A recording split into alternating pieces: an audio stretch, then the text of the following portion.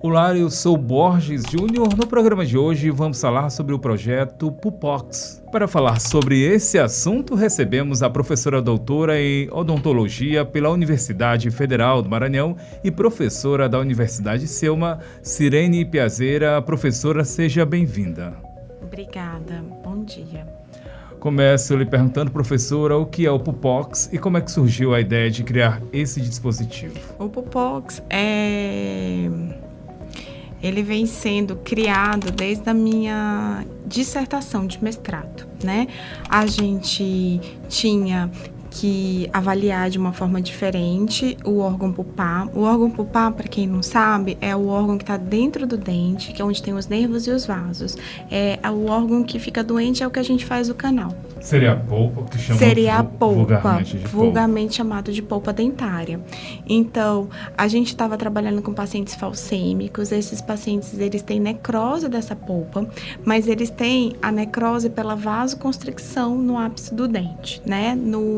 No final da raiz do dente. E o teste que a gente tinha naquele momento era o teste de sensibilidade, né? E era um teste que ele avalia, como fala, a sensibilidade. Ele vai avaliar os nervos, ele não vai avaliar essa vasoconstricção. E o que a gente tem para avaliar a vasoconstricção? É a saturação de oxigênio através da oximetria e também pelo laser Doppler, que é o fluxo de sanguíneo dessa polpa. Então, na época, estava se surgindo os primeiros estudos sobre oximetria. A gente comprou um oxímetro de pulso e decidiu fazer a adaptação.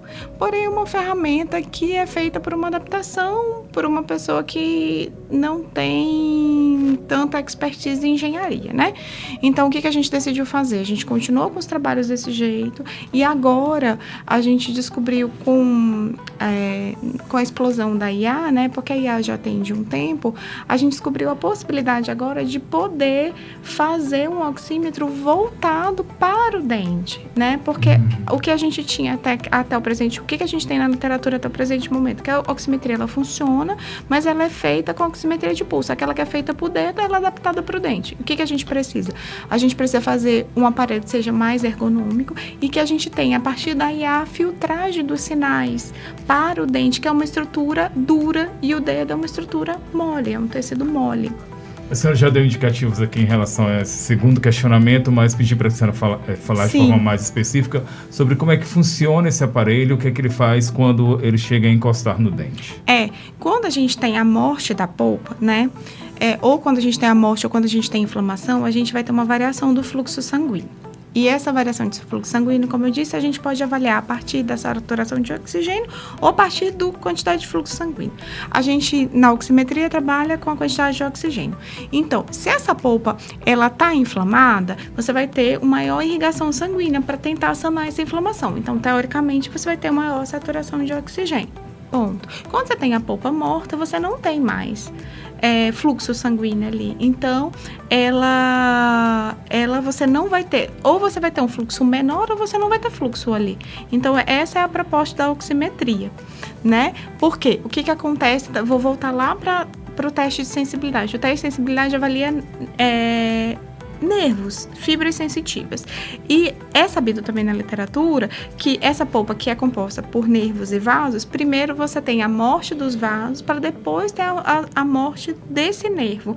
Então, muitas vezes o dente já está necrosado há muito tempo e esse nervo ainda está ali, falando que está vivo, entendeu? Por isso que os testes de vitalidade, que é a oximetria, eles são melhores do que o teste de sensibilidade, mas ainda não, a gente não tem nada na literatura, nada no mercado voltado para o dente. A senhora menciona que no projeto Pupox ele usa uma tecnologia parecida com a dos relógios inteligentes. Pedi para a senhora explicar como é que é essa comparação, como é que ela pode ser entendida. É porque com o passar do tempo, principalmente com a questão dos relógios, a gente tem hoje um tipo de sensor que ele é feito dos dois lados. O sensor que a gente tem hoje na oximetria, ele tem um sensor que emite e um sensor que recebe. Então, são duas pontas, né? E a gente adapta de uma face à outra do dente. Com a oximetria reflexiva, que é usada muito em sensores de relógio, porque você fica ali no pulso e o mesmo sensor ele recebe e ele emite e ele recebe, né? Então, fica mais fácil da gente fazer uma ferramenta mais ergonômica, como se fosse uma caneta para apontar. Muito bem, estamos conversando no programa de hoje com a professora doutora em odontologia e professora do SEUMA, professora também aqui da Universidade Federal do Maranhão, a Sirene Piazeira. Ela fala com a gente sobre o projeto PUPOPS. Para saber agora da senhora professora, qual que é, na verdade, a grande vantagem dele em relação aos métodos que os dentistas usam atualmente? É aquilo que eu disse. O teste de sensibilidade, ele pode dar muitos falsos positivos, né? E o que a gente busca com a oximetria é ter menos falso positivo. Além disso, o teste de sensibilidade é um teste muito subjetivo que depende do entendimento do paciente para ele me dar a resposta. Como que ele é feito? Você pega uma bola de algodão pequena que seja compatível com a parte da frente do dente, a gente chama essa face de vestibular, e aí a gente vai botar um gás gelado e a gente vai tocar. Aí a gente pede para, nesse momento, se o paciente sentir alguma dor, ele levantar a mão e à medida que essa dor vai passando, vai baixando. Então, em crianças isso é quase impossível, né? Pessoas que têm alguma deficiência, isso também é impossível a gente conseguir fazer. E também, às vezes, até a própria pessoa, dependendo do nível de letramento que ela tem, ela não consegue entender o que a gente quer. E também, quando a pessoa está com muita dor, fica muito confuso esses sinais.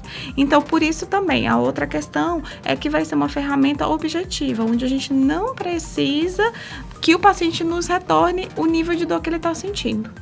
A senhora falou em dor, agora um questionamento fora, mais ligado à questão dentária.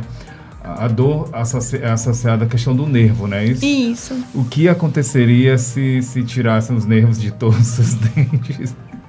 A gente não ia ter dor, mas também a gente não ia ter... a gente ia ter uma estrutura dental mais frágil. É assim, quando a gente... é até uma dúvida legal de esclarecer. Por que o dente, quando a gente faz o canal, ele está mais suscetível à quebra? Porque é um dente mais desidratado, porque ele perde os nervos e os vasos, eles estão ali exatamente para isso, né? Para deixar mais hidratado aquele dente, né? Então, por isso que muita gente fala assim, eu fiz o canal do dente, aí o dente quebrou, então é melhor extrair o dente. É exatamente por isso. Quando a gente faz o canal do dente, a gente tem que logo tratar para reforçar essa estrutura para não acontecer, porque é um dente desidratado, onde ele não tem mais nem sensibilidade, nem vitalidade nenhuma. Dúvida, questionamento feito, dúvida esclarecida. Obrigada. Certo. Agora, na prática, como é que esses seus estudos, ele pode mudar ou muda a vida de quem vai ao dentista? O paciente, o que ele ganha com isso? A gente vai ter diagnósticos mais precisos, a gente vai poder alcançar uma população que não é alcançada com os testes que a gente tem hoje. Os testes de sensibilidade, os testes da endodontia não são testes inclusivos, vamos dizer assim, porque a gente depende muito do nível de deficiência que o paciente tem, nível intelectual do paciente, né?